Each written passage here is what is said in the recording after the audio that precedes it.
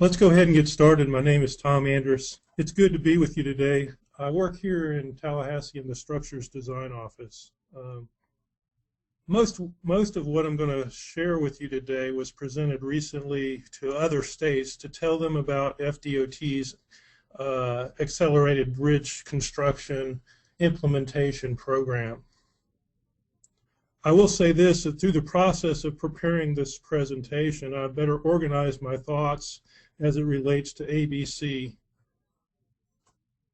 This presentation is mainly about accelerated bridge construction, but aspects of it have broader accelerated project delivery implications outside of the area of bridges.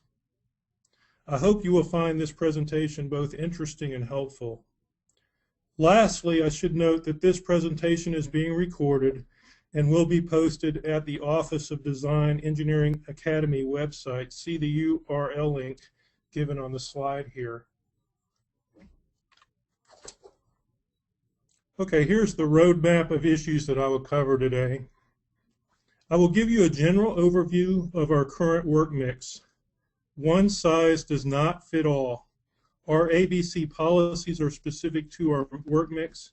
As I progress through the presentation, I will try to explain how our approach is influenced by our transportation challenges. I will also tell a little about our contracting tools. Those are the carrots and the sticks, if you will, that we like to use to accelerate bridge construction. I will describe our current FDOT ABC policies and practices related to project selection. Our policies necessitated a training website. I will explain the purpose of this site in more detail later here. I will also discuss FDOT's Invitation to Innovation website. These are the technologies that FDOT is promoting.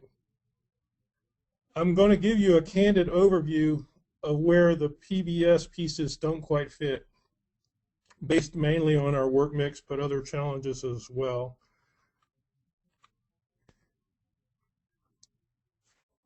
And then lastly, I'm going to spend a good portion of the presentation touching on where ABC Accelerated Bridge Construction work for and the Florida DOT. Okay, first a little about our bridge trends and work mix. Most of the bridges being constructed in Florida are due to capacity needs. Florida continues to be one of the fastest growing states in the U.S. I understand that we're going to overtake New York probably very soon as being the #3 most populous state. So, and the growth has occurred in a fairly short period of time. So our transportation challenges have never been more extreme. Here is an overview of the federal fiscal year 2011-2012 as it relates to bridge costs and the number of bridges constructed last year. Here you can see the split between conventional design bid build and design build projects. And the conventional jobs are above the green line there, and design build is below the green line. So last year, 68% of all bridges by cost were constructed through design build. Just as a side note, approximately 54% of our total work program dollars last year were procured through design build procurement processes. So I guess what that says is design build is mainly being used, I guess, for bigger projects and projects that involve bridges. And one important fact I want to note here is that the total number of bridges to be constructed next year is likely to grow significantly over these values that you see, given the number of new P3 managed lane projects coming online this year. Many of our projects are very urbanized corridor expansion jobs, and many of these are P3 managed lane projects. And certainly we're a very urbanized state in general, especially around the coastline, and of course you know Orlando as well. Our projects tend to be very highly complex and highly variable. And so So our challenges are pretty tough there. And related to this variability, project variability, and as it relates to accelerated bridge construction and specifically precasting substructure components, I want to note that the biggest challenge given our current work mix continues to be how to best accommodate variability within a given project. In this real interchange project example, complex geometric constraints necessitated both integral and non-integral hammerhead piers, multi-column piers of variable widths, C-shaped piers, and both integral and non-integral straddle piers. You can kind of see that there in the slide. And the point is that precasting substructure components for such a highly variable project would be difficult and expensive. Also, lifting weights of some of the larger elements could drive up crane size and overhead cost. Integral piers pose additional challenges. Most require at least some cast-in-place concrete and temporary shoring to make the integral connections. So certainly project variability is a challenge regarding precasting and accelerated bridge construction. Okay. Let's talk a little more about our work mix here. This is the list of P3 projects, and P3 projects are projects that have a financial component. This table includes many of our current large projects. All the projects listed here are currently under contract except for the one with the yellow star, which is under consideration. The dollar amounts posted here are total project costs. The yellow star job will be a design, build, finance, operate, maintain job. The dark blue stars indicate design, build, finance projects. The light blue stars are A plus B plus finance. So those are conventional jobs with a time component and a finance component. And that's the light blue stars. And the orange stars are design, build, finance, operate, maintain jobs. So you can see the P3, the public-private partnership projects with the finance component is a pretty good portion of our work. Okay. A little bit more about the bridge trends and work mix. Let me talk about the contracting tools that we like to use. The Florida DOT utilizes multiple alternative contracting methods. There are many, but these are some that we like the best. For conventional projects, many of our urban projects are A plus B, so there's a price plus time. We also typically employ on conventional jobs an incentive-disincentive, as well as we also have the CSIs. Those are the cost savings initiative, or what used to be called VECPs.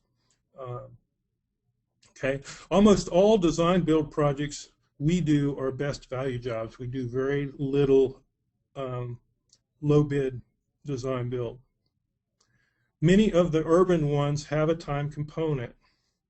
Our technical scoring evaluation criteria is project specific, but on most of our urban projects we give points for minimizing traffic disruptions, project schedule, and innovation. That's how we promote accelerated bridge construction. We also sometimes give points for proposing construction methods that minimize impacts to the traveling public and the environment. More on that later. A few quick points on traffic control. We are seeing lower traffic impacts on design build projects mainly due to the inherent design flexibility of this procurement method. And I will point out that through the years we did, a lot of conventional jobs, contractors would come in with a modified traffic control plan, which which accelerated his production rates and stuff. But he was limited because he was sort of stuck with the design. So on design build, he's able to modify that design to make that MOT plan even more effective. And usually him reducing or optimizing his production rates also tends to minimize impacts. The two go hand in hand. Okay, I'm going to switch gears here. The next series of slides outlines our ABC decision-making process.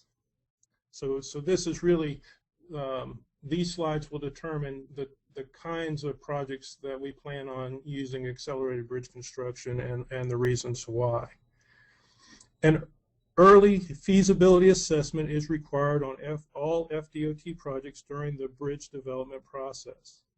These feasibility questions help to determine if a precasting alternative or multiple precast alternatives are worth more in-depth investigation as part of the BDR.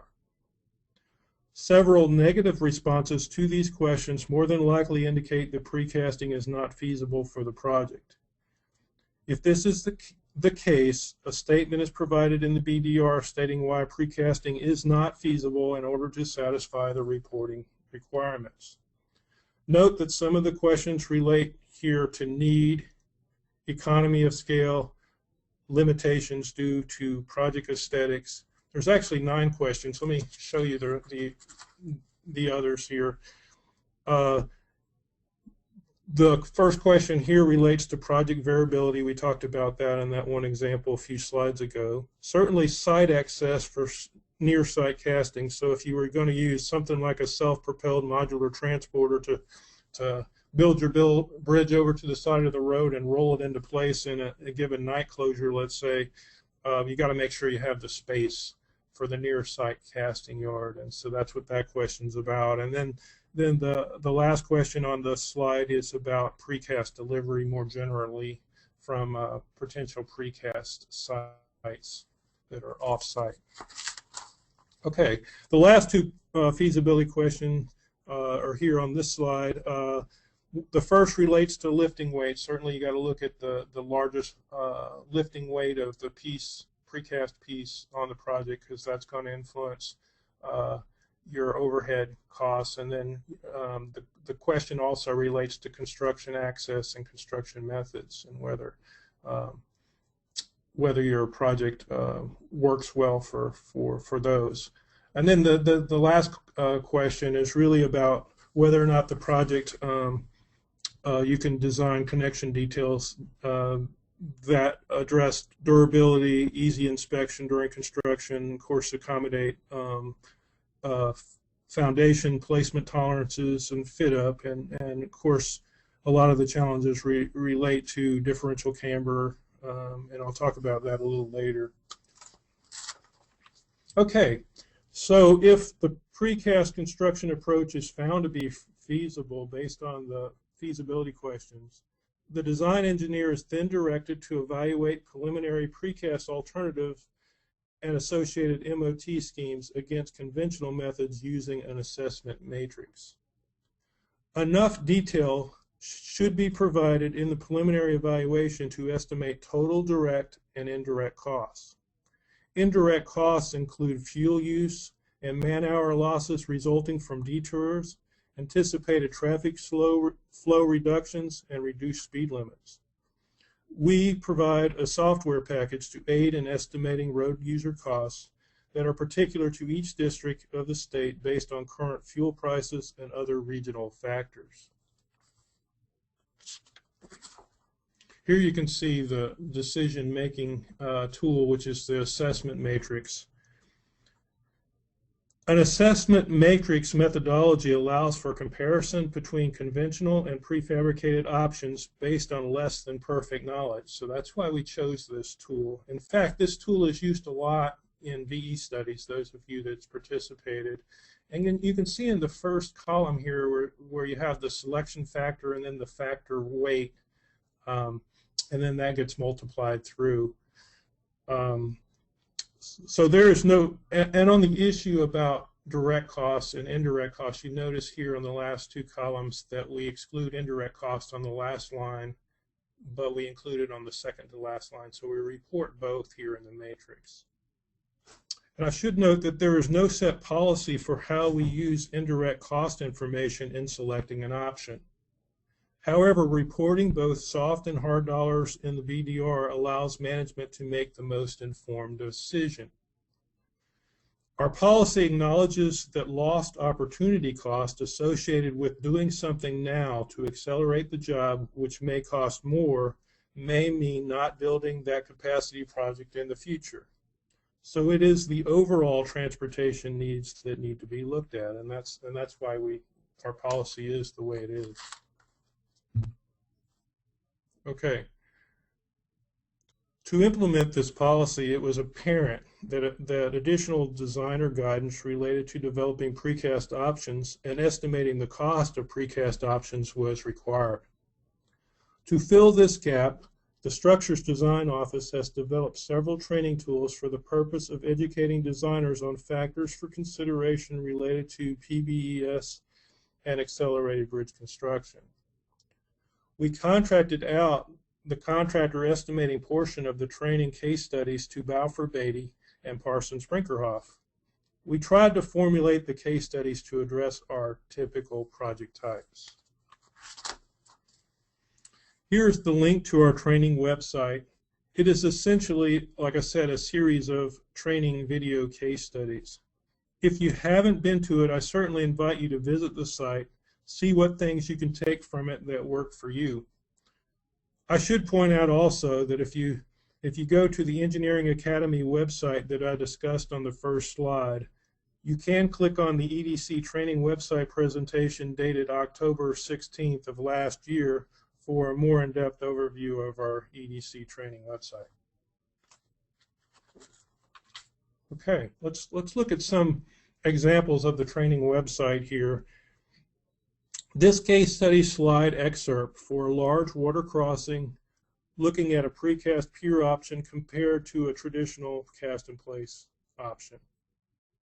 So in this case, we're talking about a large water crossing, and we're comparing a prefabricated substructure versus a cast-in-place substructure, essentially. This table shows the construction estimator's hard dollar cost broken down by work mix. Note that most of the savings in this example of a large water crossing using precast piers is attributable to a reduced construction schedule of 12 months of the precast substructure option.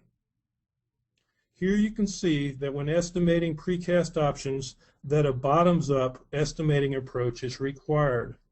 Labor, material, and equipment costs have to be estimated separately. And of course, properly determining construction duration is key in determining contractor overhead costs as well as soft dollar costs. And let me talk about those soft dollar costs here. For this same case study, this table shows the soft dollar cost breakdown.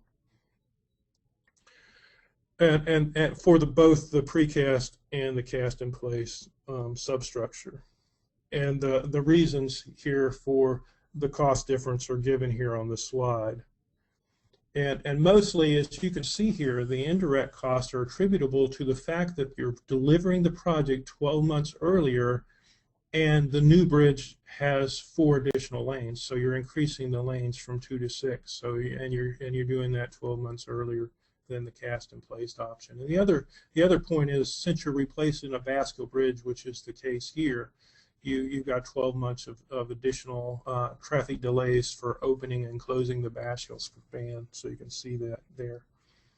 So in this case, both hard and soft dollar costs for the precast pier option is cheaper. And we find that actually to be the case when you're talking about large water crossings where you have good deep water, so you have good access, and you have fairly uniform structure. So if it's a long water crossing, we're seeing this on most every case that precast substructures make sense. Okay, I'm going to switch gears again here. The department has embarked into a bold new era for innovative ideas, research, and accelerated implementation. The Florida Department of Transportation's desire to utilize newly developed technologies or to employ outside-the-box thinking to generate new and better value for every transportation dollar invested.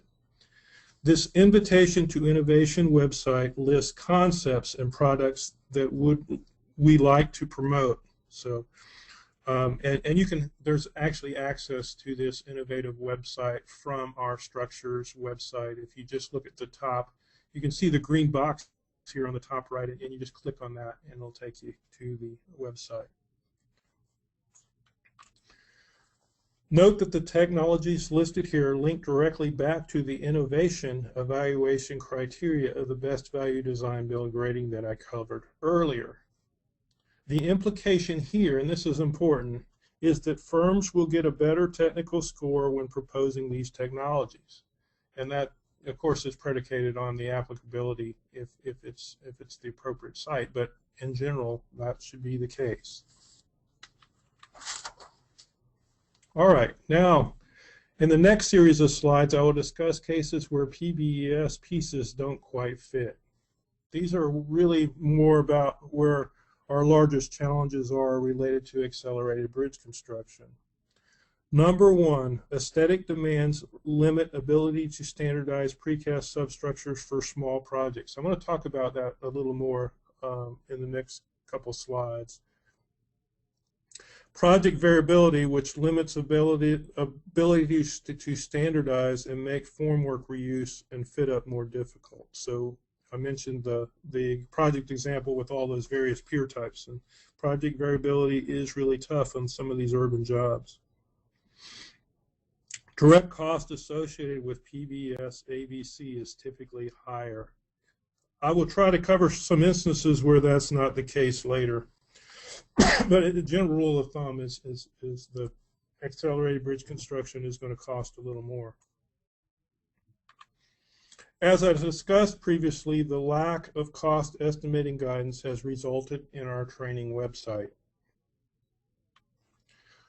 What we have found through the years is that projects with economy of scale pose the least amount of implementation barriers. Factors include being able to amortize precast yard and special equipment cost into the cost of the overall project. Contractor's learning curve is certainly a factor, which works better on larger projects. You know, you got to have enough pieces to put together before you can optimize your production rates. Doesn't work very well if you got a little bridge with a couple pieces to put together, right? The inability to standardize precast substructures for small projects is a problem, and I'll go into that in a couple slides from now on and why that's the case. Okay.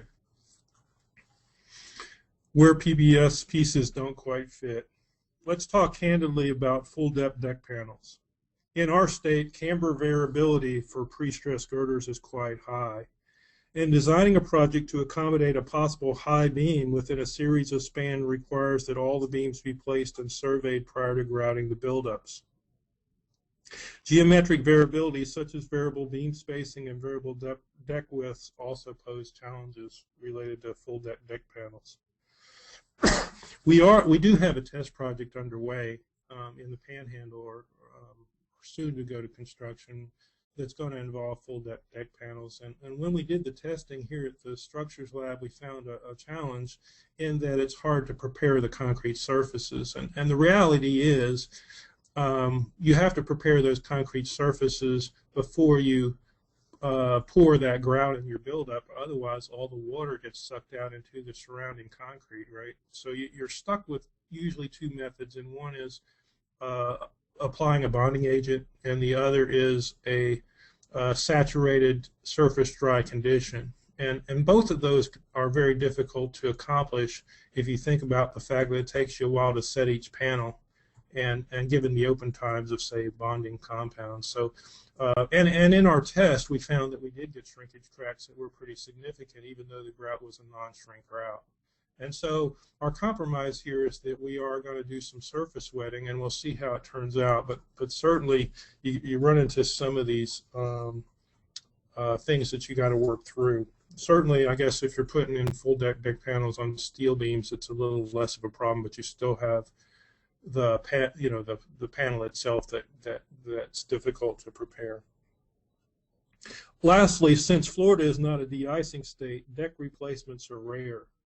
Paying more, and we've been told that this can be 2 times as much as a conventional deck.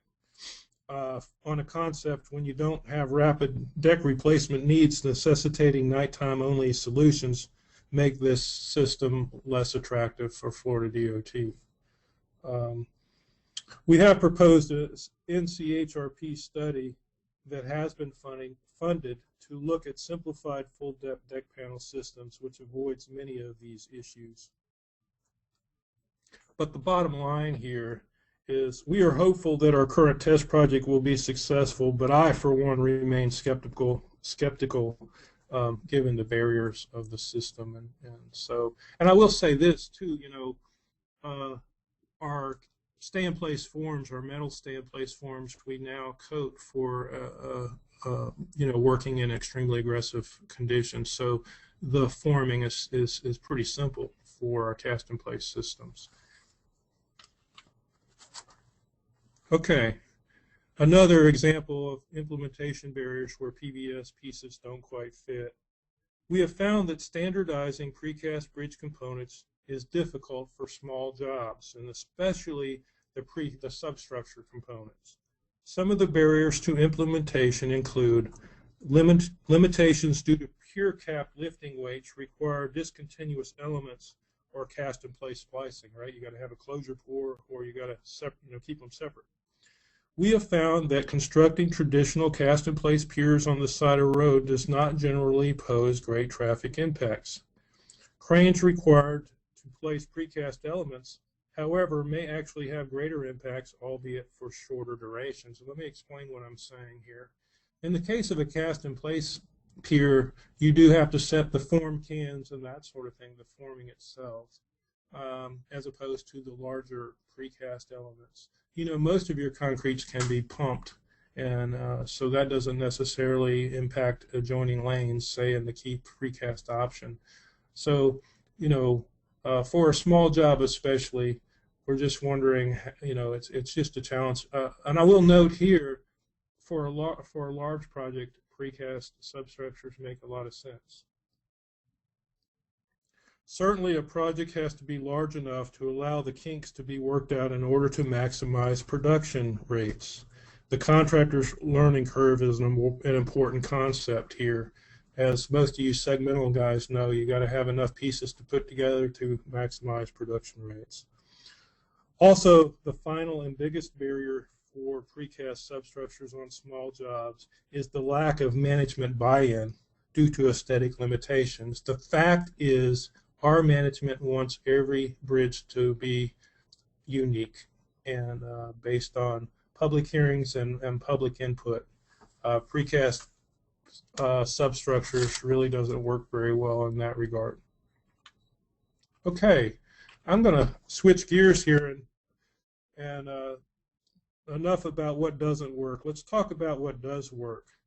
This project is featured on our EDC training website. This project will utilize segmental construction techniques to construct the wings of conventional hammerhead piers in order to greatly reduce user impacts of the underlying roadway. On this project, considerations for lifting weights, traffic restrictions, and contractor production rates resulted in a hybrid precast solution. Note the traffic restrictions in the table on the left there. If you look on the right-hand side of the slide, you can see the cast-in-place closure pours between the cast-in-place column element and the precast wing, as well as the temporary PT bars, similarly to what we use on balanced cantilever segmental erection.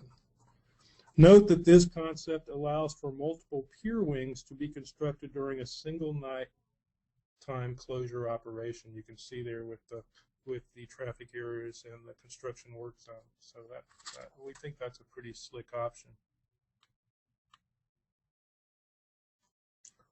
Precast substructures on large water crossings will reduce time on the water where insurance rates and labor rates are high and overhead costs are high. These water crossing, like I said earlier, are definitely working for us as far as precast substructures. This is the Edison Bridge project, which was constructed in Fort Myers, Florida in 1992, utilizing precast piers. This project is also featured in our EDC training website. We recently, after the fact, had Balfour Beatty compare the precast pier alternate to a similar traditional cast-in-place pier option for this project. The prefabricated substructure alternative has the advantage in both direct and indirect costs. Cost savings is directly attributable to a 12-month shorter schedule. I actually showed you the hard dollar and soft dollar comparison tables earlier in this presentation for this project. Okay, another example where ABC works well for us. Bridge launching and the approach spans is being incorporated into this current new Basco Bridge design. Wave vulnerability required a fairly shallow superstructure. Also, touchdown requirements and vertical clearance requirements necessitated a shallow structure depth. Shoring of the superstructure in the waterway was deemed to be impractical due to permit issues.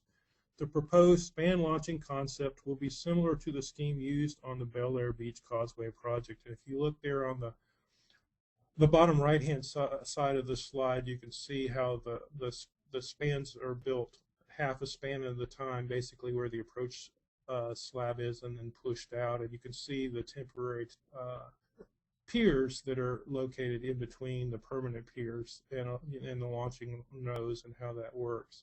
And we'll be pretty much using the same sort of concept on this particular project that was used on Bel Air. Okay, we do have multiple examples of how, with the right contractual incentives in place and with the necessary project economy of scale, how the use of specialized equipment can greatly speed up construction. The following slides cover some recent examples. Based on an evaluation criteria which gave points to teams for minimizing environmental impacts and introducing construction methods that minimize contract duration on this recent Best Value Design Build project, the Best Value Design Build firm chose to use a combination of temporary work trestles and beam sliders to traverse the very shallow waterway. And the shallow waterway also had seagrasses, and of course there were wetlands also involved here. This approach greatly reduced environmental impacts as well as it sped up construction. You can see in the bottom photo the beam being delivered onto the temporary work trestle and then lifted and shifted up into place using the beam shifter there. This particular project, although it did not give points as part of the technical score as mentioned, although it did give points as part of the technical score as mentioned above, it did not have time included separately as part of the adjusted score. Okay, another example. Occasionally, precast footings have been used to reduce time on the water. However, lifting weights and barge listing limits during crane picks usually limit a pick to around 80 tons using typical barges. This precast footing option was used on a recent Best Value Design Build project where time was a factor. This project was time critical because we needed to get I-10 back to full operation. Half of the interstate was on temporary Acro Bridge after Hurricane Ivan. This design build project included time in the best value selection criteria. The project also included a $10 million bonus with $133,000 per day disincentive. So, and this precast substructure really worked well for the small footings. Excuse me. Another example, based on traffic constraints and an evaluation criteria which gave points for schedule, reducing traffic impacts, and proposing construction methods which accelerated construction, the design build firm chose to use a wiggling gantry concept. I've coined that phrase anyway. But you can see it here where all the segments are delivered from above out of the traffic congestion, and the gantry wiggles back and forth on the transverse support beams in order to accommodate the horizontal curvature. So if you look in the center of the slide at that blue arrow that's curved there, you can see how that gantry wiggles back and forth in order to place the segments on each side of that cantilever there. This approach greatly reduces traffic impacts and speeds up construction. You know, why is that? Because you don't have crawler cranes out down in the middle of that interchange. And you can see on the right-hand side, you've got this is basically an interchange expansion project. So you've got existing traffic down there, and keeping those crawler cranes out of there and building from the top down has a lot of advantages. Of course, time was part of the best value bid on this very urban project, which drove this approach. Okay, another example. On this A plus B plus finance project, so we're talking about price plus time plus finance on a conventional job, the contractor chose to employ segment lifters to better address crane access issues and to better address the B bid component time. As the photo shows, placing crawler cranes onto the railroad tracks below would have posed issues.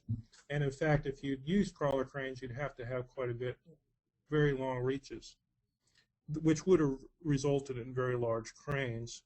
And I should note that assembling and disassembling very large crawler cranes take up to 8 hours or more. Note that in this case, the segment lifter can lift the segment from any point on the cantilever. The temporary lifting loads, however, control the design, and the lifters have to move in sequence so that balance is maintained. Note the counterweights located over the pier that are used to stabilize the curved cantilever here. Pretty slick solution if you think about the problem and being able to lift those segments from anywhere on that cantilever and working around the underlying constraints. Okay, lastly, there are some key philosophical issues about how we address design build and design bid build projects differently that I need to talk about. As I have shown in the last few slides, design build actually has the largest potential for introducing the necessary carrots and sticks to accelerate the project. Here's what we have learned through the hundreds of design build projects we have procured in recent years, and this is very important, I think. Well-written RFPs establish critical project requirements and constraints, and at the same time allows maximum flexibility to encourage innovative solutions that will result in substantial increases in value. And in fact, it's not unusual, and it's fairly typical that there's 20 to 25% savings over the concept plan estimate, and that's not unusual. But this is important. Although there will be less department control in directing project solution that exists on conventional jobs, we trust that through the enforcement of a well-written RFP, along with a rigorous design-build procurement process with district-approved ATCs, that a superior final product at a reduced cost will emerge in the end. And for the right projects, providing the right incentives for accelerated bridge construction approaches makes sense and have shown to work very well for us. And I've given you some examples in the earlier slides. I will note this, that there was a presentation that Engineering Academy website as well that gets into FDOT's design build philosophy and strategies for writing flexible RFPs. And that video is dated February 26, 2013, if you're interested. And, you know, the link on the first slide will take you there.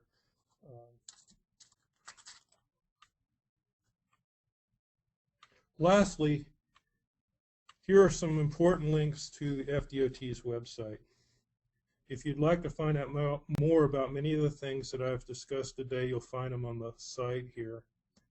I invite you to take a look at the information, which I think you will find useful. And you know, the first link at the top of the slide is the EDC training website that we talked about. The middle link is the Invitation to Innovation website, and if you go there, you'll also find that it's been expanded for roadway innovations as well as bridge. So they got just recently populated that portion of the site.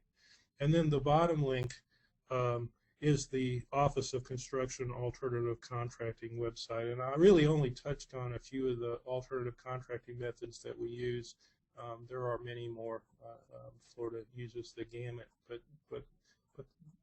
and those actually change through the years. I know since the last recession we use less no excuse bonuses, say, and we're finding that time is being taken out of some jobs for design build as a selection, but we still have a lot of evaluation criteria that as part of the technical score that factor in aspects of accelerating bridge construction, reducing user impacts, and so folks are getting points for all of those things.